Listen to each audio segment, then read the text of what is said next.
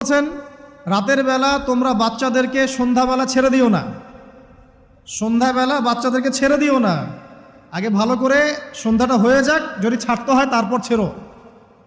তারপর রাতের রাত যখন গভীর হবে তখন তোমরা এলোপাথালি ঘোরাফেরা করো না, রাস্তাঘাটে বনে জঙ্গলে ঘোরাফেরা করো না। কারণ এই সময় এমন কিছু মাখলুককে আল্লাহ পাক ছেড়ে দেন যাদেরকে তোমরা দেখো না। এখন বিজ্ঞান যেটা প্রমাণ করতে পারে নাই, এটা কি বিজ্ঞানের ব্যর্থতা না ইসলামের ব্যর্থতা?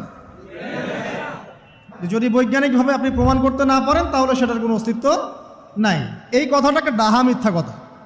যদি মুমিন হতে চান তাহলে এই কথার উপরে এসে ইসলাম কবুল করতে হবে।